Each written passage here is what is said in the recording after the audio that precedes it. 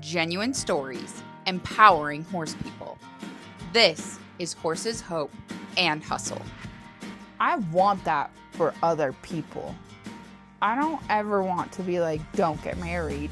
Because I'm like, getting married to me is truly been like the best thing that's ever happened. Yeah. I was never like a marriage cheerleader. But you all need to find a good woman because it's different. Yeah. My husband never wanted to get married.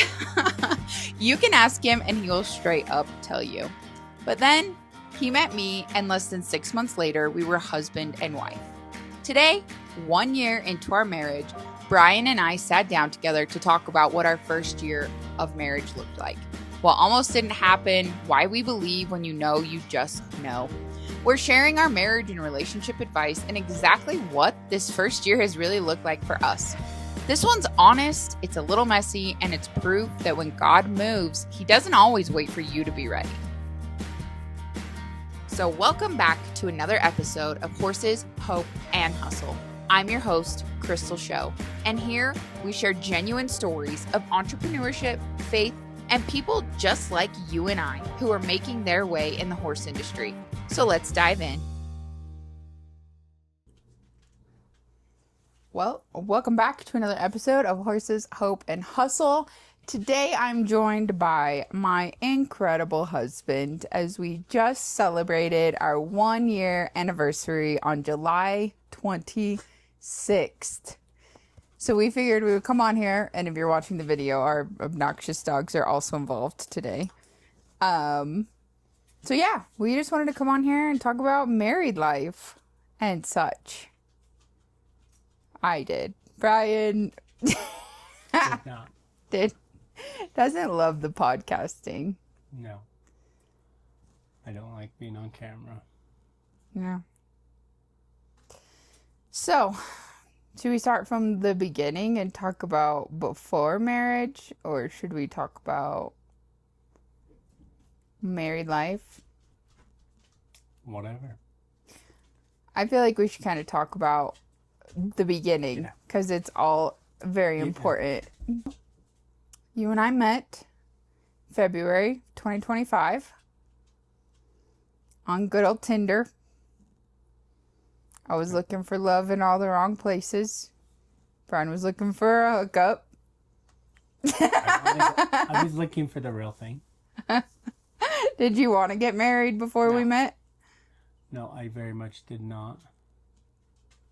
I was just, I don't know, I didn't want,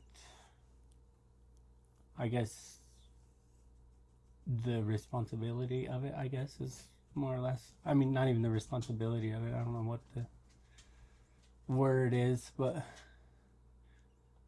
and it's not necessarily the commitment of it, but, because it wasn't like I wanted a bunch of girlfriends either, because that's a pain in the ass.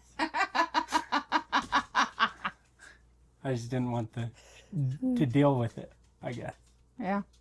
Because I always just saw it as a burden, not the advantage that it is. Yeah. You're welcome. You're welcome. So essentially, you were not looking for a wife on Tinder. No. No, I wasn't.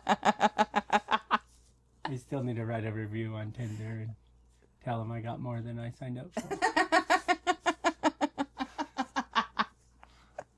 I wonder how many times they get told that. Probably pretty often, because they're not the first ones we know. Yeah. That is true. Well, you were not looking for a wife. I had a much different story before we met. I was single for 5 years and had the worst dating history. I would have never went on another date if I was you. I stopped for a very long time because I was like, this is so bad. But then I heard the saying that was like, you're one no away from like a yes. And so I was like, okay, I have to keep putting myself out there. And it was, I almost didn't go on a date with you because I don't even think it was the no's that were bad for you. It was the yeses that led out to be very bad. Yeah. Yeah, we came into it much different. I had been previously married. I got married when I was very young, and it was bad all the way around. And then was single for 5 years. Didn't really think I needed anybody, but I wanted a husband. And we were also we were very different on a lot of things when we first met places in life. My faith was already really strong. Like during my single season, I prayed a lot for you. I prayed for my future husband, for my husband. I wrote down like traits of what I wanted him to be like. And then you came along. We were just on the fast track. We went on one date and then we were married. Pretty much. All the hard talks come about real quick. Yes. Yeah, so we went on our first date February 5th, 2025. And then, so backstory on that, we met in Arizona. We met in Wickenburg. You are from and would summer in Colorado. And I, at the time, was living in Montana. And I had obligations I had to go back that summer for. And so we were 2 months when we decided? Was it even that long? I don't think so. It was only like a month. Yeah. Because we took your trailer back in March. Yeah. And it was the beginning of March, I'm pretty sure, and you were living in my camper.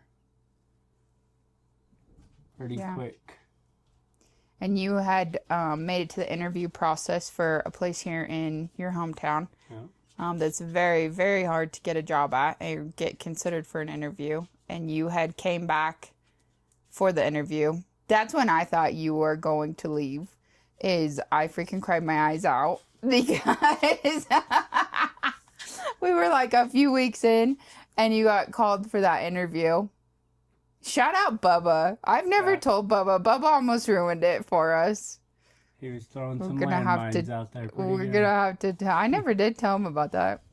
No, because I actually submitted my application like 3 days before we went on the date. Because it was right before we might have been talking when I sent it in. I think that we were talking when you sent it in. Because I remember you telling me that when we were texting. But it was very right at the beginning. And then I come back for the interview and then I waited like, I don't even think it was a week after the interview. Mm-hmm. And then I asked you if I could come to Montana with you. And you said yes. Yeah. So I called them and was like, hey, I don't want that job. Yeah. Yeah, because we had to make a decision. Like, we talked very briefly about doing long distance. Because I was like, I have to go to Montana. And we were going to be like 12 hours apart. Something like that. Trying to do long distance for the summer. Because we both knew we were going to end up back in Wickenburg for the winter. But then, yeah, you pulled your hat from the job. And I had a camper borrowed for that winter. So we took it back to Wyoming and moved into your camper for the last month that we were in Wickenburg. And then you drove me and I took all of our horses because you had to go do some, and you had to go do some work in Colorado. So you took us all the way back up there. Oh my gosh, remember the drive back when I got peed on by two dogs? Were peeing everywhere. What?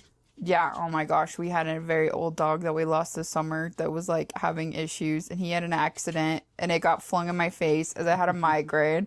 Mara wiener dog was a baby and he was like whining and crying and we were like 5 miles from the gas station. He peed on me. Oh, that was the longest drive back ever. Yeah, rough times. Yeah, it was. So anyway, you drive all of us back to Montana, drop us off. You flew back to Wickenburg where your truck was. And then we were apart for 2 weeks. Yeah.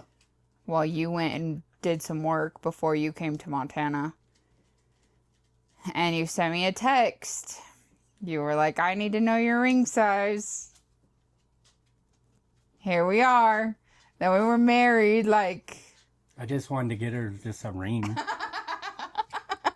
She took it and ran with it, and here we are. Yeah, so when would have all this have been happening in April? Was it the end of April we went to Montana? No, I think you was up there. It was the end of April when I was down coming up. I think I got there like around the 1st of May. Yeah. So that all happened then, and we planned a wedding. Well, we planned an elopement. We didn't want anybody. It was June by the time we were like, okay, let's just do it. Well, we talked about it a lot. We had talked about it, yeah. And then we finally put it in motion in June and set a date. Yeah. Quite looking. Yeah. I would like to say, like you had mentioned earlier, we had all the hard conversations very much out the door because we were 32. We're both 32. You are a month older than me. She's still older. So, I mean, we were adults when we met, you know, and so we had every single hard conversation Obviously, right out the gate. Very stubborn. Both of us set in our ways about what some things needed to look like. Yeah. She had to get over that. No. But no, it was... I don't know. It didn't feel hard at all. No. There were moments when we were having those conversations, though, that, like... For me, it was very reassuring because, like, we could have a hard conversation. And then, like, if we didn't agree on it, we, like, still were able to talk through it. And even if we weren't on the exact same page after, like, we both knew that we were both willing to compensate in some way, like, come to a happy medium because that's what we wanted. It wasn't one-sided. Yeah. Yeah, it's never felt like... I mean, you came to Montana that first summer because that was, like, I already was signed up for that job. Yeah. Like, I couldn't... So there was that, but everything else that we've been through and stuff, like, there's always a lot of give and take. And it never feels like...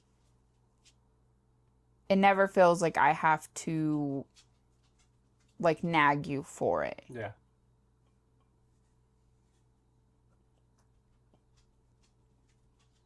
Yeah. I also want to say, I mean, I'm not a man, but I do think it's proof that, like, when a man finds his wife, he will act like a husband. Yeah. There is... Like I said, I wasn't, like, all ladies' man by no means. Because I didn't want to put up with... I guess it is the responsibility of having another human to take care of. Not to take care of, but, like... You know what I mean? Yeah. And it was just the burden of it more so, not the responsibility. I guess the burden of it is how I looked at it. And I've never felt like that with you. Like, it was always, ever since the first day, it was always, everything I wanted to do was with you no matter what. Yeah. So, yeah. It does make a big difference. It does. I even want to talk about, like we were at different points in our faith. Like, I was going to church every Sunday at church at Rancho. You know, group of all my older people friends. We were all going to church at Rancho, and that was not something that you were doing in your life or your faith walk. And I remember the first time, like, I pretty much told you, like, I don't think it was, again, like, it wasn't even like anything holding over your head or whatever, but it was like, I don't care what you go do on Sunday, but I'm going to church, because I never missed church from, like, the first 2 or 3 times since we, like, went on our date. I might have went by myself. I don't even know if I did. So I don't remember. I know. Well, no, I don't think so, because the first weekend after we met, Haley was in town. Oh, that's right. And you guys were messing around. Mm-hmm. So I think I don't know. Yeah. But I told you, like, I was like, you can go do whatever you want on Sunday, whatever, but this is what I'm doing. I'm going to church. And sure enough, you came with me and you were sweaty and nervous the whole time, but you were there. Yeah. Well, I hadn't been to church in 20 years. Yeah. And then after that, it was... There have been several times that I didn't want to go on Sunday morning because it's early. We go to the early one. Yeah. And it was like, no, get up, we're going. Yeah. I don't know, I do like going down there. It's reassuring. Yeah. To where all your struggles aren't just unique to you. I guess your struggles are unique to you, but everybody has struggles. It's not... You're not being punished. It's just life. Yeah. So just deal with it. Yeah. Well, I think with our story too, like you can't deny God had a hand in it. Yeah. Because for me and like my thing was like, I spent 5 years alone and I was like praying for everything that I wanted, but I wouldn't quit drinking. Yeah. And then I quit drinking January 1st, like after we went out for New Year's Eve, whatever. I was like, I'm going to do dry January. And then I met you, and you had been sober for 5 years. Yeah. And it was just like after I submitted that part to God, it was everything else. Like our life looks so much different now than it did when we got married last year or even like when we met. Yeah. And before, we've been in so many of the same places throughout our adulthood that we should have ran into each other so many times. Yeah. God's timing. Yeah, because you might not have still wanted a wife if I met you earlier. Keep messing around. But it has been cool, like, that our faith is, like, a huge part of our life and our marriage. What are you looking at? The chipmunk in the tree right Oh. Freaking side note, there Can you was see a him? spider. Yeah, I do see his little butt. There was a spider. We are in Colorado for the summer, living in a camper. We bought a house our first year of marriage. We did a lot our first year of marriage. But, big year. yes. But we bought a house, lived in it for 2 weeks, and then moved into Casa de la Colorado, camper Casa de la Colorado, whatever. But anyway, there was a spider. How big do you think that spider It was was? pretty good size. What's... Size of a quarter. No, it was not a quarter. It was like a freaking baseball. It was not like a baseball. It was. It was only like this. No, it was You're being humongous. dramatic. No, it was huge. But anyway, back to the topic at hand. But yeah, there's just like no denying. Like you can't hear our story and not think God had a big hand in it. Yeah. And it's changed my life dramatically, obviously. But it's just... I'm not a big reader anyways, but I've been reading through the Bible. Try to wake up every morning and read through the Bible just to...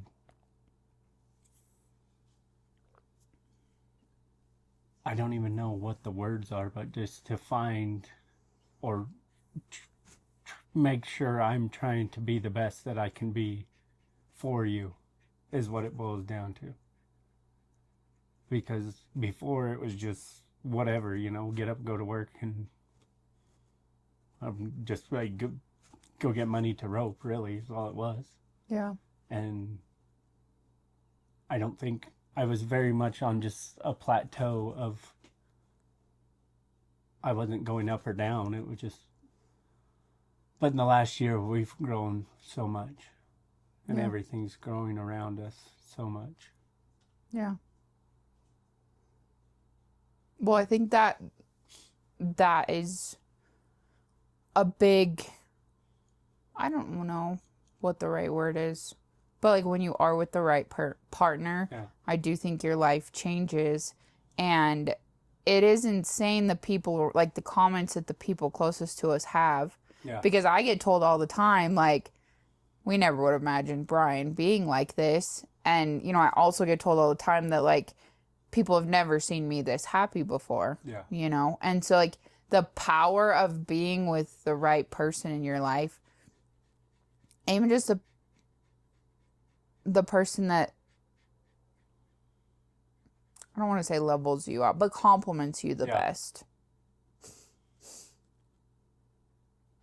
Because I know that there's things like you could tell me that if somebody else said, I would give them the black finger. Yeah. And I know for a fact vice versa, because I watch other people tell you something and you're like, dude, bye. And then I could say the same thing and you're like, okay. Yeah. You're very special. Thank you. You're welcome. Glad I give up that rib for you. Oh, yeah. Tell me what we were talking about this morning. I was reading through, I was in Matthew, and it talks about, the reason God says when a man meets his wife, he leaves his mother and father, and they become one. Mm-hmm. And it had a little asterisk, and it goes back to Genesis, where God makes Eve from Adam and pulls the rib. And I said, oh, that's why my ribs have been hurting this year. You have had a lot of issues with your ribs this last year. Yeah. You're welcome. But that's something a year ago I couldn't have told you what book was what in the Bible. Yeah. And I grew up reading it. But I was just, it's very different to live on your own faith. Not that my parents didn't try, but you can only do so much. They can only do so much for you. You've got to want it for yourself and go do your own research, I mean, more or less. Yeah. But you've got to dive into it yourself and make your own faith. Mm-hmm. That's something I feel very hypocritical about talking about. But it is what it is. Yeah. But I love, like, Pastor Scott at church at Rancho Rios where we go. Pastor Scott talks about that a lot. And I love how, I love him because he's so real. Like, he will tell you, he literally went to college to prove Christianity wrong. Yeah. And, like, he will tell you how much he's messed up. But, like, God still, like, loves you. And when you are obedient to him and, like, even, like, sharing his word and stuff. Not saying, like, your past, like, mess-ups don't matter, but, like, the grace he has is endless. That's something that I've tried to put into our life. Our marriage. Yeah. She's very stubborn. It has been different. I think there's benefits, there's pros and cons to, like, meeting your person.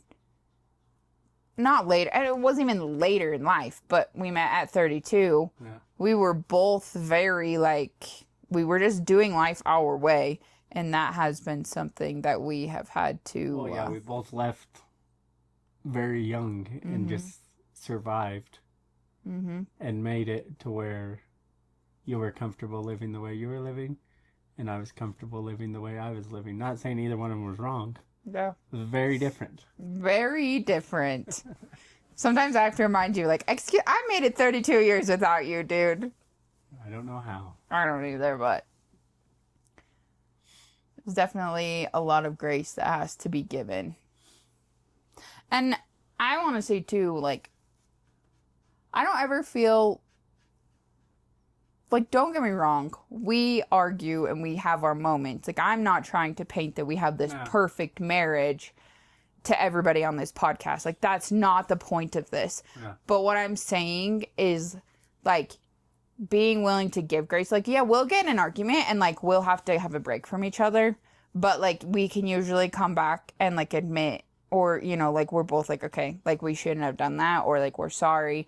But not having to, like, nag the other person or beg the other person for grace or forgiveness, or that's something that has been huge. It don't take me very long once I lose my patience to feel like a real piece of trash over it.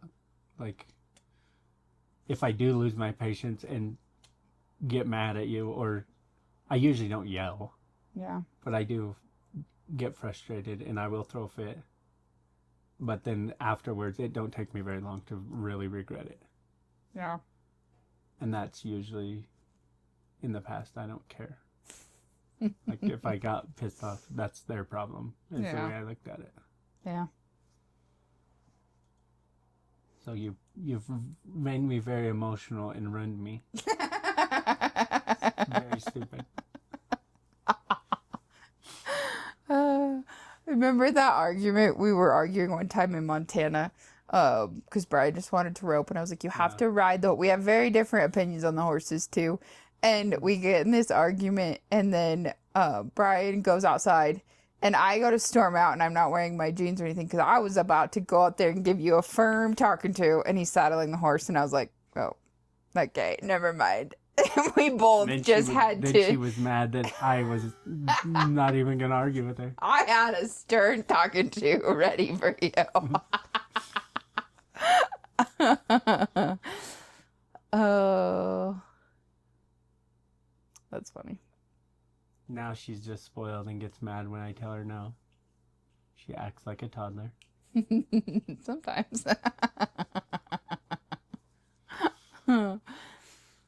Oh, I don't know. I do also think people are funny because people are like, oh my gosh. So like we met for the first time in February and we were married on July 26th. It was a little less than 6 months that we had even known each other that we got married. And we were planning on getting married like 3 months in. Yeah. Nobody knew about it because we were eloping. But there was a lot of benefits to getting married at 32 also. Like, yeah, we both were like pretty stubborn and stuck in our ways. But I do think on the flip side of that is we very much like knew who we were as people. And so like we're better together, but we were both like okay on our own. It wasn't like we were looking for band-aids. Yeah. And that was something to be alone with your thoughts. And yeah. I do think that is a lot of, I don't know, I've been that way for a long time because I left and was on my own at 17 to go to college. And I mean, I was a kid for sure, but like I was responsible enough and to survive it and come out and graduate and still be okay with being alone. I didn't go up there, and not saying I didn't run around and party and stuff because I was a child still, but yeah. I was still okay enough to not get just completely lost in it and still be, you know, if I guess I look at other people and they can be so influenced by the people that surround them, and the people you surround yourself with, no matter what, influence you, but you've got to be careful and not get so caught up in it that you lose yourself in it. Yeah. And let it control your life. Yeah. And I've never been that way as far as that goes. Like, I've always been my own person and I don't have to just fit in. Yeah. You were very stubborn in that way yourself. I was very, well, I mean, yeah, 5 years alone. I left Kansas, moved to Montana, lived in my living quarters. I was very content just with very little. Yeah. And, yeah. But I think both of us being like that was a big part of why going fast never felt wrong. Yeah. You know, it wasn't like we were ever in a bad place and it was like getting married is going to fix this. Yeah. We were never there. And that was the scariest 2 questions I ever asked in my life. Was it ring size or going to Montana? It was going to Montana. Do you think I was going to tell you no? I don't know. But it was terrifying. I don't know what that would have done to me if you would have said no. Don't cry. But I'm glad we don't have to find out. Yeah. This is true. Yeah. My scary moment was when you went back for the interview. And I was like, well, it's over. That was a fun 2 weeks.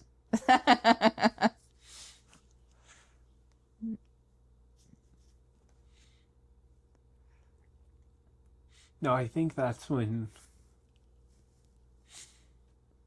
I really don't even know why I wasted the fuel to go, because by that point I really didn't even want it. Yeah. But I had some friends that not stuck their neck out, but like give me a good reference, so I didn't want to just crap on them. I should have done it earlier. I think it probably would have been better. But Yeah. But, I mean, we did have to make a decision. yeah. I mean, it was better than you getting the job and then quitting. Yeah. Week in, month in.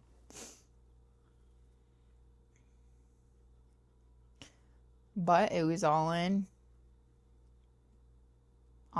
God's timing. Yeah. Yeah.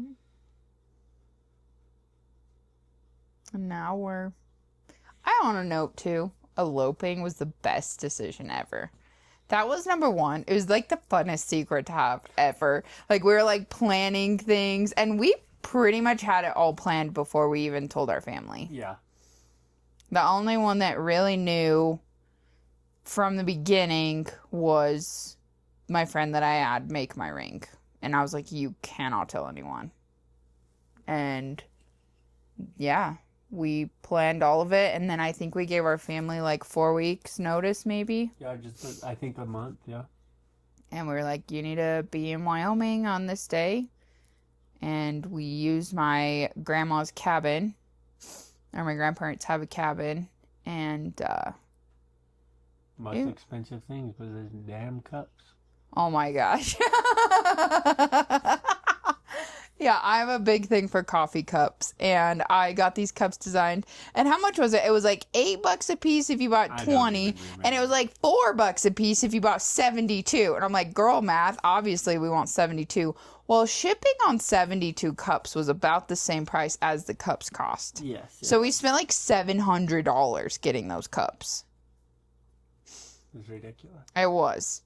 But I love them. We only have like I was gonna say she keeps breaking them. 3 or 4. I only broke one. Left, but yeah, no, we had our family come down. And I want to say too, I want to note this because like everything with our wedding day, like this also probably helps that we were older, but we were very much, and I was so appreciative that you have my back because it was like, no, this is how it's going to be. And like nobody gets a say in it. yeah. Like if there's something that we don't mind you having a say in, that's fine. But it was so simple too. Yeah. I mean, I bought my dress on Shein for $26. It was a little too big for me, but it was perfect. We don't even care. No. Brian's freaking brother and cousin bought him new boots, a new hat, a little sports coat. Yeah, we bought the sports coat. I think it was like $70. Yeah. Your outfit was way more expensive than Yeah, mine. that ain't no kidding.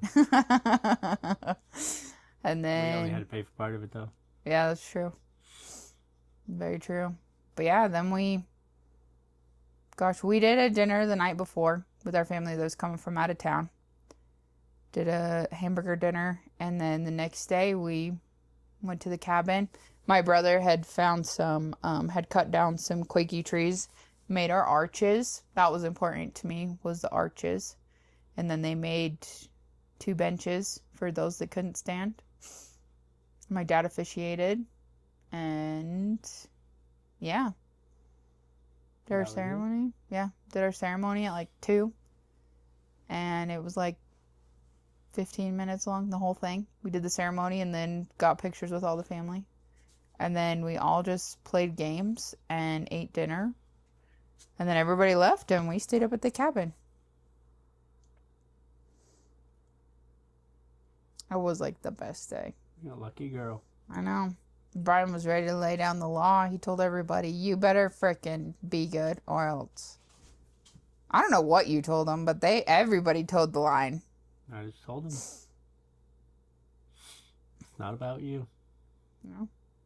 I think that's important for anybody getting married. It's not about anybody but the bride and groom. Yeah. I don't even... It's crazy to me, the stuff people will go through. Yeah, that's a no joke. No joke. The night before our wedding, though, I thought you were freaking getting cold feet. We slept together. We didn't do the whole not sleep together. And we were in my grandparents' camper in my parents' yard. Brian's like tossing and turning. I'm like, dude, are you getting cold feet? Are you going to leave now? Like, everybody's here. Like, oh my gosh. And then Brian's like, no, I'm just worried somebody's going to be an asshole on your day. Nobody was. No, it was good. Yeah. It was perfect. Then we announced it the next day because we don't want everybody to continue keeping the secret. Yeah. Yeah. What a ride it's been since. What an adventure. What an adventure. That's for certain. Yeah, so all this happens. We get married. I still had the horse sales platform. So that summer was pretty much just all about the horse sales platform. I had custom sales and a lot of just stuff going on up in Montana. Yeah. Somewhere along the line. Got to go to Nebraska. Yep, that was super fun. Somewhere along the line, we went from, how many horses did we have when we first got together? 3? 3. And your stupid mares. Freeloaders. Yeah, we had the 3 mares, and then now we have 9 horses. Yeah. I don't even have any left from before you. You I sold only them all. have 1 in the mare. 1 mare. My other one died. Yeah. So yeah, our horse herd tripled. Sold the business. We moved back to Arizona. Spent last winter there. I sold my business. Yeah, we bought a house. What other big things have we done? I think the biggest growth has been like who we are as people.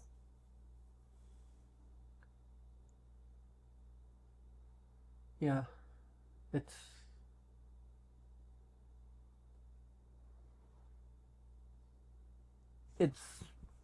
I don't know, it's been very fun and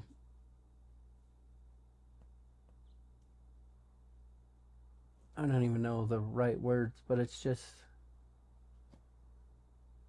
we've grown a lot just with each other, being able to, if there's something one of us wants to go after, the other one is very not even supportive. It's just like we're doing it. Mm-hmm. There's no question. Yeah. So it's been expensive, but very fun. Yeah, I mean, we have to work our butt off. I think that's something too people hear about what we're doing or whatever, but we both work extremely hard. But like all of our money, we put it all on the line towards our goals. Yeah. And it's a lot easier to do because we are on the same page. Yeah.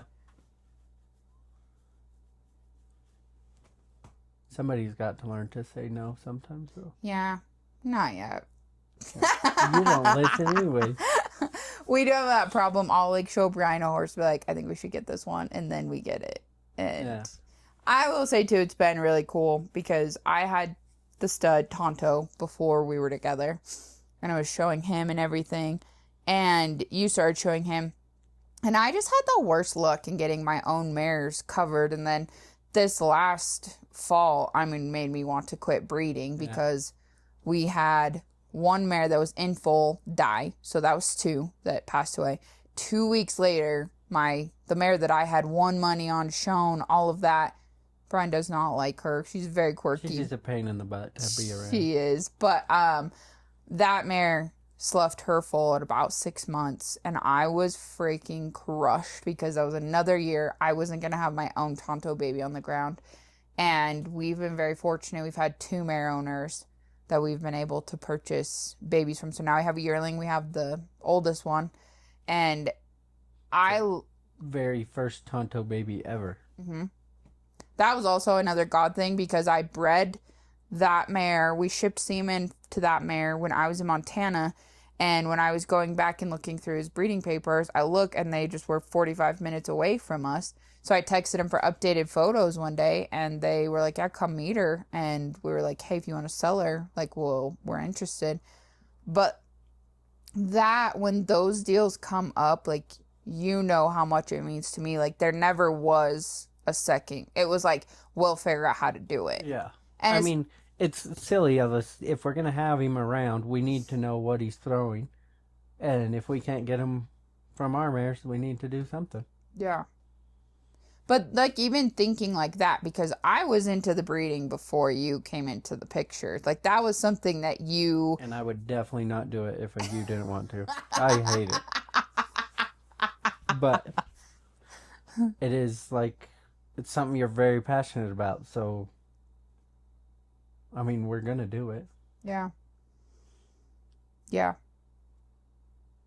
But even like that, like, some of the things I already had going on when you came along, like, yeah, I know you don't love it, but you have jumped in. I mean, you show Tonto now, you rope on him and stuff, and it's not always the funnest to be riding a stud. I mean, even the best ones you still have to just pay attention.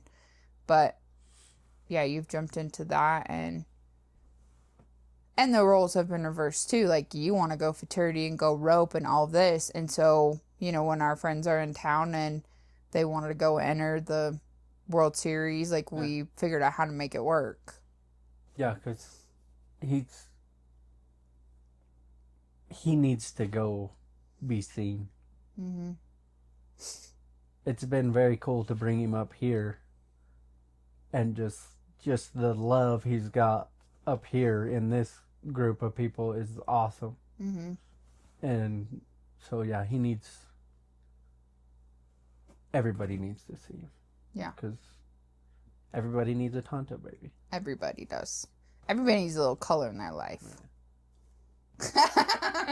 You don't throw very much color. Yeah, he's like half and half. So if you're breeding him, maybe don't breed just for the color because he throws some solids. But even like that, even things outside of like us as people, like it's been cool because again, we like complement each other so much. Like my background was cow horse and horsemanship, and like you have adopted so much of that, and like getting to ride Tonto, even your horsemanship, like your faith is awesome, like your growth as a husband is incredible, but it's also really cool because now we are back here and people are like, whoa, like Brian used to just get on and rope, and now, you know, it has been because like Tonto's broke, but you still have to be able to ride him.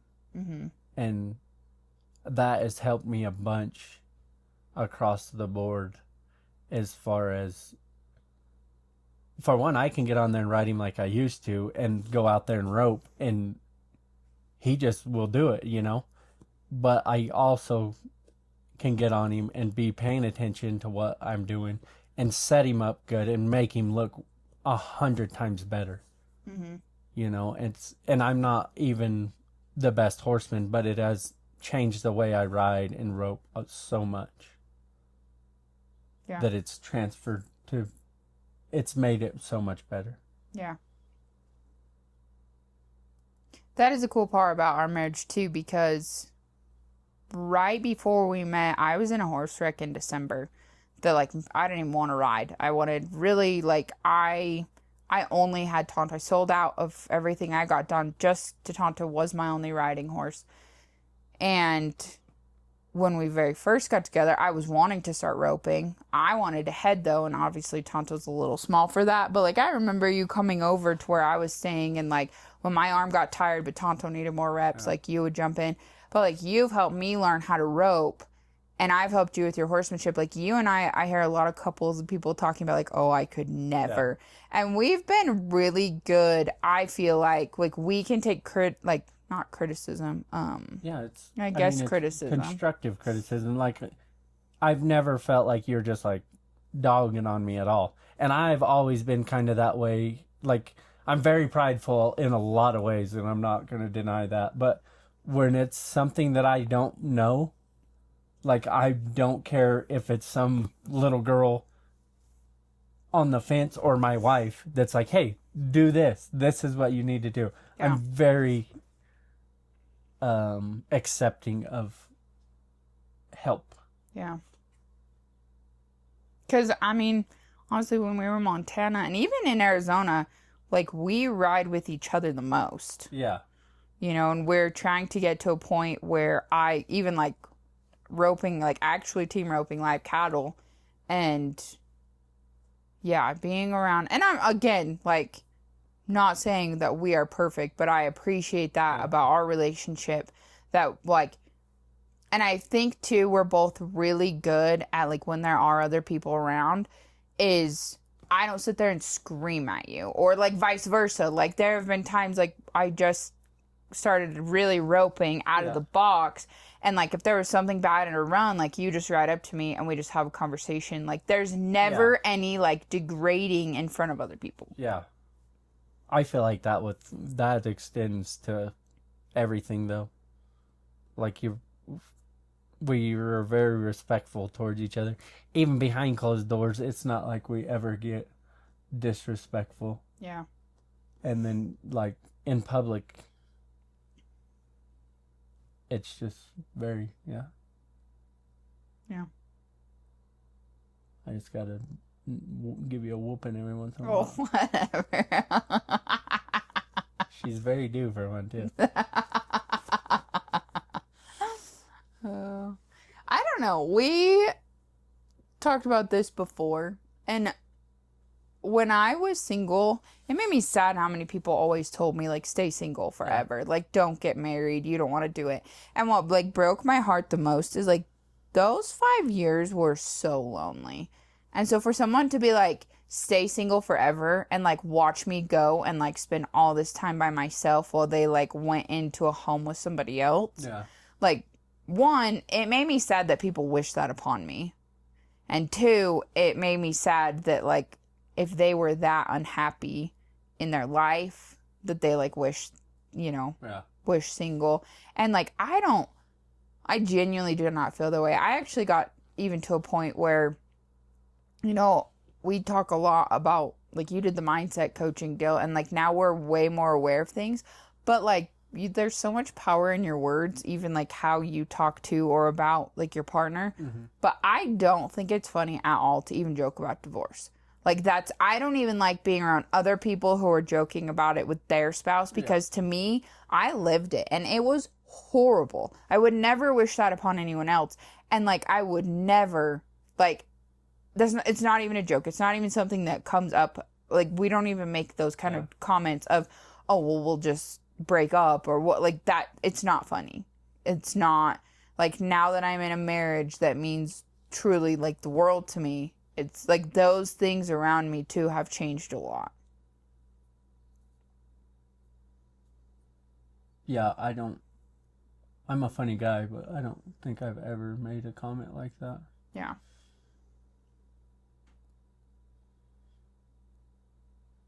Yeah, I don't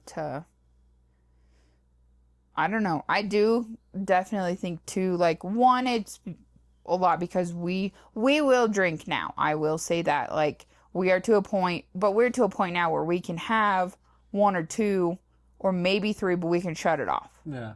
And then, like, we don't need that every night. That's how I was before. Like, I needed it every day. And, but we really kind of became very recluse after we got married. Like, pretty we do everything together. There's not a lot we don't do together. Yeah. But, like, to me, like, life is so peaceful now. Yeah. And I'm like, you know, everything that we want, we're working towards together. Everything, like, stupid TikToks that we think are funny or whatever, like, we're on the same level as far as, like, that goes. And like, I want that for other people. I don't ever want to be like, don't get married. Because I'm like, getting married to me is truly been, like, the best thing that's ever happened. Yeah. Yeah, I don't know, like, before, I was never, like, a marriage cheerleader, but you all need to find a good woman, because it's different. Yeah. I think that is super important to acknowledge, too. He's like, don't just settle. Yeah. Well, there's... How many verses did I flip to the other day talking about quarrelsome women? Mm-hmm. Yeah. There's a lot of them. But yeah. There's also a lot of them that talk about a good woman, too. Mm-hmm. So. Well, I want to acknowledge, too, like, this isn't a dig, but this was, like, genuine conversations that I had with my friends, and I do think it's true, in my opinion, is, like, there's a difference between a man that just wants a wife and a man that specifically wants to be your husband. Yeah. Like, you know, they talk about at some point in men's life, they just are ready to be married and just, like, marry the next woman.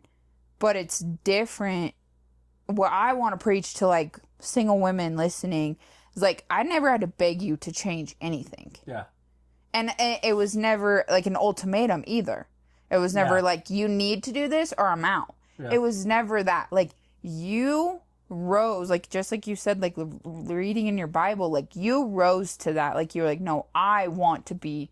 And to me, when you asked me to come to Montana, that was, like, all the reassurance I needed. Because I was like, now there's no... And there never really was any questions. Like, I never even wondered if you were talking to other women when... Yeah. Because it was just, like, you know, yeah, when you're dating, that happens. But it was, like... There just was never room for wondering what was going on. Yeah. And I, like, want to point that out to, like, if anyone single is listening... There's just a big difference, I feel like, in that. In a man who wants a wife and a man who wants to be your husband. Yeah. There was a lot of pressure. She never, like, voiced it. But it was pressure that I put on myself. And I was so drawn to you, and I don't know why, but it was very... Well, obviously I love you. And that was very quick. But it was just... Even from, like, the first date, even after that, it wasn't very long, and then the interview thing come up, and you were upset, I could tell, and then you were very quiet and didn't want to talk, and you left, and then, like, there was a lot of pressure that I put on myself, worried about the outcome of what was going to happen. Yeah. And it wasn't, like you said, you never, like, give me any ultimatum or anything like that, but it was just circumstances that were happening that there was something, I was very scared to lose you. Yeah. It was a different feeling when we met. Like, yes, there was pressure because there was life circumstances. Yeah. Life was happening outside of us that, you know, it was honestly towards the end of the season when we met. Yeah. Well, probably middle of the season. More towards the end. Yeah. And there was a lot of, like you said, like, pressure. And I think that's obviously why we had to have all the hard conversations up front. Because, I mean, it was conversations about finances, it was conversations about circumstances, it was conversations about, I mean, just everything, even what life would look like. You know, both of us were like, hey, we want to keep being able to come to Arizona, and just a lot of we had to also like talk about our own baggage. Like I think we were really good about that of like, this is baggage. Everybody has baggage, especially when you're 30. Like everybody's going to come into a relationship. Baggage. I don't know what you're talking Oh, about. BS. You had your own baggage too. But it was like acknowledging how we were going to handle that. You know? Because there was some not fun conversations that had to be had, even outside of me and you. And that's where some more grace comes into things. Yes. Sometimes somebody Not struggles always with easy. that. I do still get trapped in the, like, just do it now, Brian. Very stubborn. Yeah. I try to remember. Sometimes I want to pull the whole "I'm your wife" card. You do.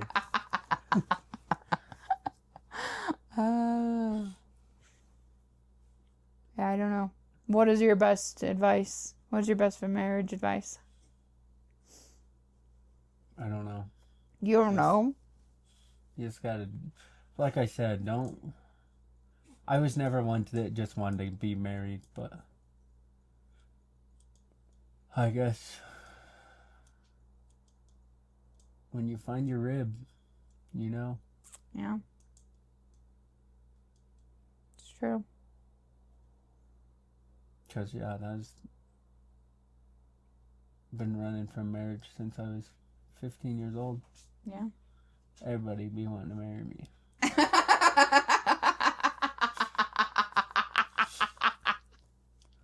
But Everybody. they weren't my rib. No?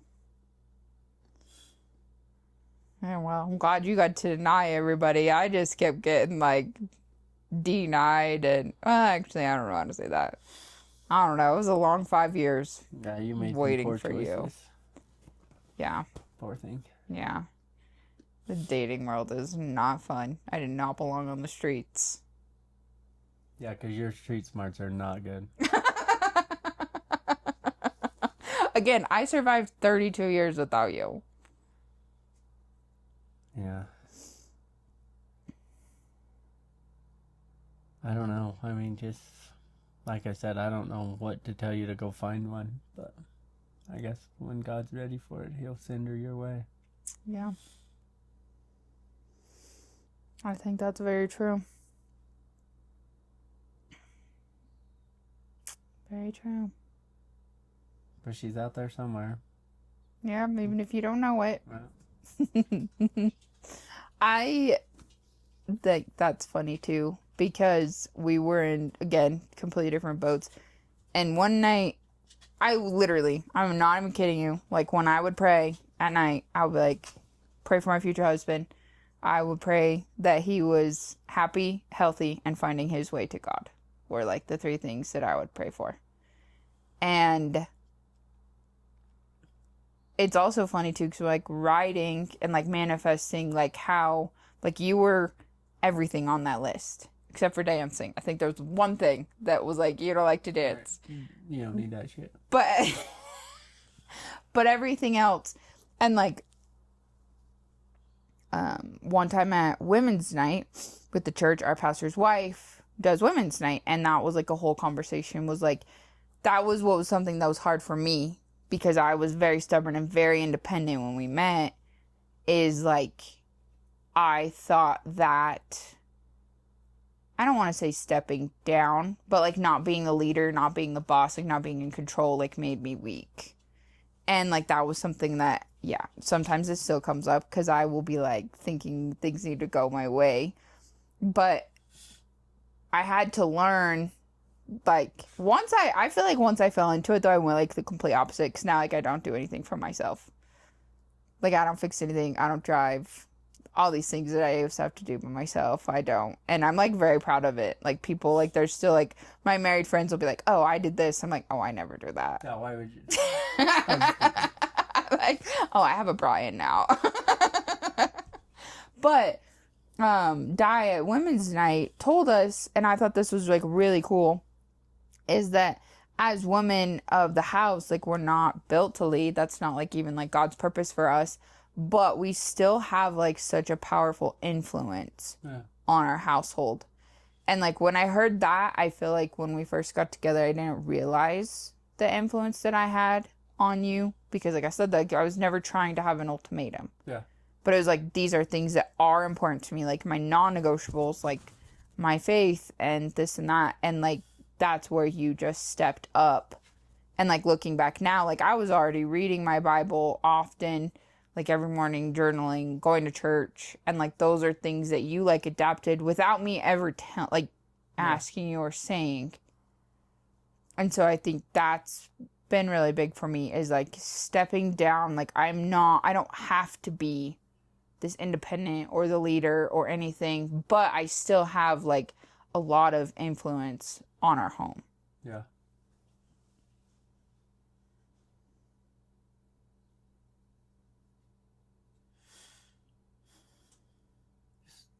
Two lucky kids. That's true. That's true. I genuinely hope, like, I'm thinking of a couple, like, single women, single friends out there. And, like, anybody listening, or even, like, if you are married, like, and it's not great, going and putting in the work. Because, like, I love being married. I love being able to use it. It's awesome to me. Yeah, tell them what you use it for. I can just get out of things because my wife don't like it, or I can't because my wife says this. Yeah. It's the best thing ever. It's not. 98% of the time, it's just because I don't want to do it. But I can say, I got to talk to my wife. And it's still funny I still laugh like a little kid on the inside when I say my wife. Well, honestly, I never met a lot of people that are here. Like, we're in your hometown for the summer. There's a lot of people that I never met, and it's funny. Like, yeah, that's my wife. And even the other people's reaction is like, I can't believe Brian's married. Yeah. It's funny to me how many of them that are like people I know. I would call them, I mean, they're friends, I guess, but how much they'll just talk to Crystal and be like, he's changed so much. Yeah, I get that comment a lot. But yeah, that happens. That's what you call growth, people. That's what you call growth. That is true. You gotta grow. I do want to acknowledge that too. I feel like in a marriage, what was that Alex Hormozy reel that you shared? Like, the person you marry is like the person that sees the best potential in you and like grows with you to get there, or like the right marriage. It was pretty much just find the one that sees the person you want to be. Yeah, I think was what he said, and I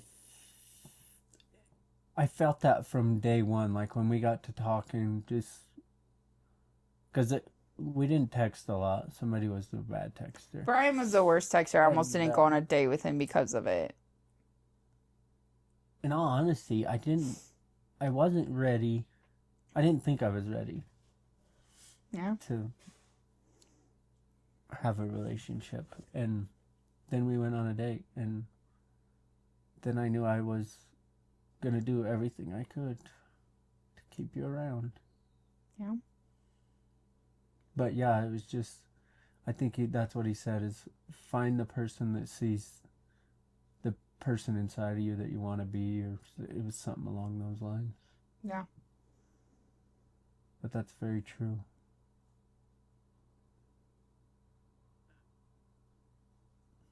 It is, because even being married at 32,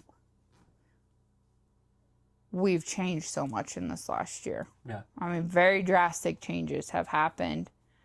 And for me, I think, my opinion, you know, like I sold my horse sales platform that was like my comfort zone, and to pursue this podcast, because this is something I'd been wanting to do forever. And I was like so scared to like make that jump. And you encouraged me that from the beginning. Like when I told you that I want to do the podcast. You're like, well, then do it. And then when I wanted to sell out of the business to go pursue something that was not making money yet, that was a scary jump.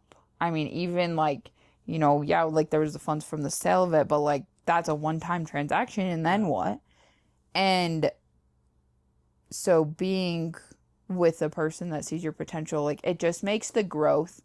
Like there have been hard days. There have been lots of hard days in there, but like they all feel overcomable. Yeah. Because, you know, we know where we want to go, and we understand that it's not all sunshines and rainbow getting there.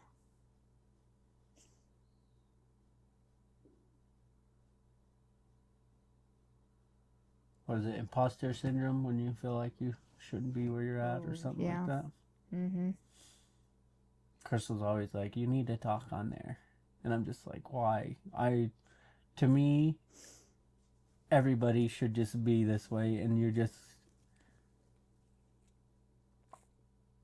do what you got to do to get where you want to go. Pretty much is all it boils down to. Yeah. And then I step into another goal of mine, and I just don't put that forth. I let some bad thoughts creep up and let it hold me back from where we want to be. Yeah.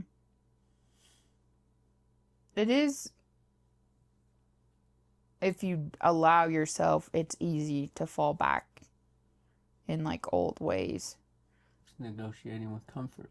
Yeah. But it's nice, like in our marriage, like the whole like marriage is 50-50, I think is bullshit. Yeah. Because there have been times, well, after the Nile last year, I don't know, I don't know if that was like the world's worst burnout, but like I didn't even want to move. Yeah. I didn't want to do anything. And like I feel like you had to do pretty much everything to get us back to Arizona. Because I couldn't function. I can't even explain it, but I couldn't. It was like my brain wouldn't work. I didn't physically, like, nothing. And like I said, you pretty much did everything to get us to Arizona because I was not there. And there have been days too where I feel like you are very hard on yourself, or you're like, you're learning horsemanship at 32, and that's not an easy thing. Yeah. You know, we did life very different. When you were younger, you went out and not chased money, but that was your focus, was money. Was like what, you went work the pipeline. Yeah. You welded, you worked the pipeline. I was much different. I went out and chased my passion of the horses. And so I learned that, in my upper teens, 20s. Yeah. But so there are days when you're like, no, this is stupid. I can't feel this or whatever. And you want to quit. And I'm there like, no, we're going to keep doing it. Yeah. We've gotten in arguments, holding each other accountable. Yeah. But having that right partner in your life makes that so much easier. Yeah. To keep each other accountable, keep each other on track, instead of trying to do it alone.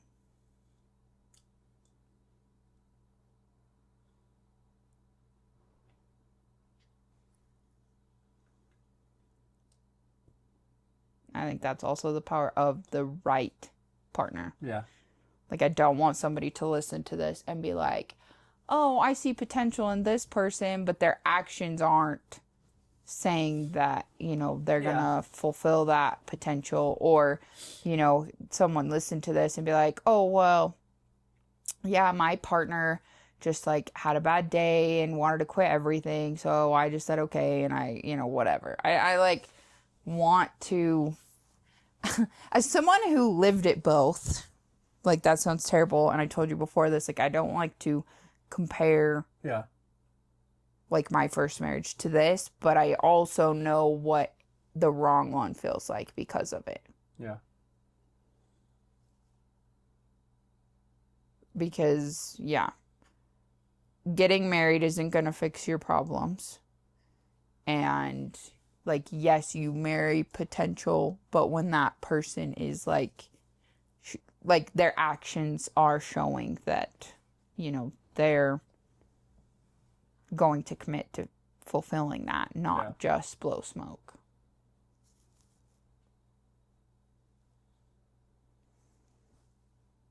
Do you have a sticker on your shirt? It's my wrapper from my Laffy Taffy. That's awesome. Oh, yeah, I don't know. It feels like we've been married for way longer than a year. Been a long year. Yeah. What are we going to do the next year? We'll come up with something. Yeah.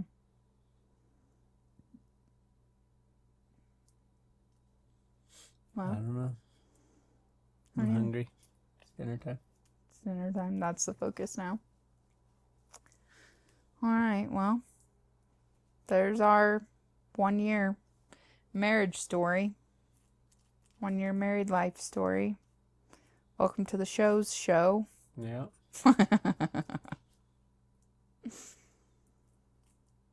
No more advice? No more advice for anybody? No. That's enough for now.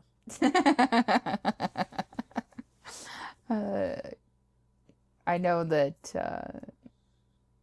this may be hard for people listening to you that don't know you in person. Brian loves to talk. Yeah. He will freaking chat your face off if there's not a camera in front of him. So I don't know how long we've been recording. I don't know how long this is, but it's pretty good for Brian. I'm a very quiet person. No, you're not.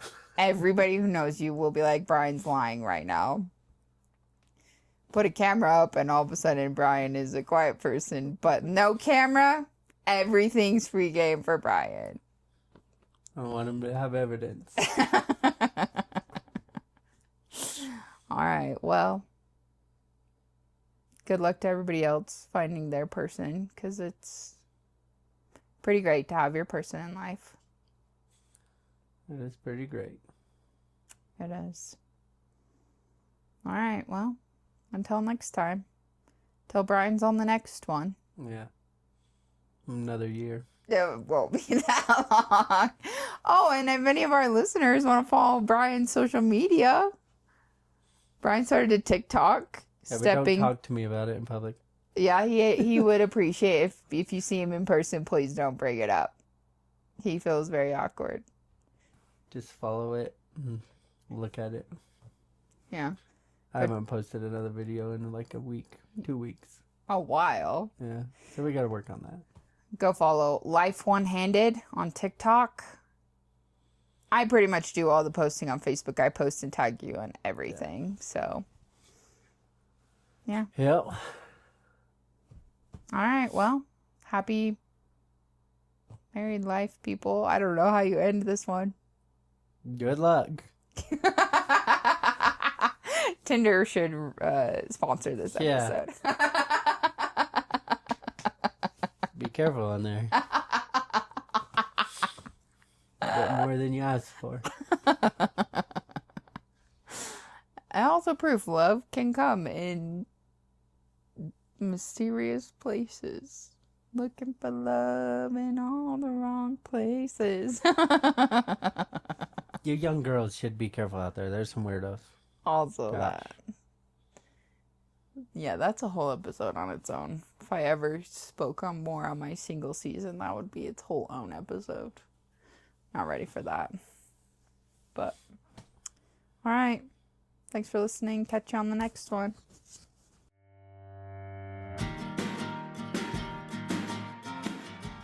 Thanks for riding along with me on another episode of Horses, Hope, and Hustle.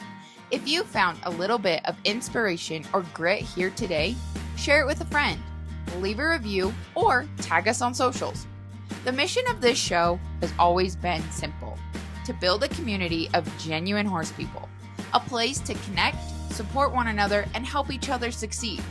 But this isn't just a podcast anymore. It's a place where everyone has a seat at the table, and we want you there. So get on over to horseshopeandhustle.com.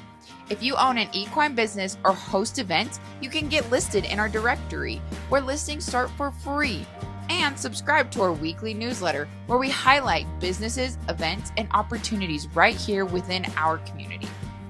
And remember, keep showing up for what truly matters. Until next time, stay true, stay tough, and keep hustling.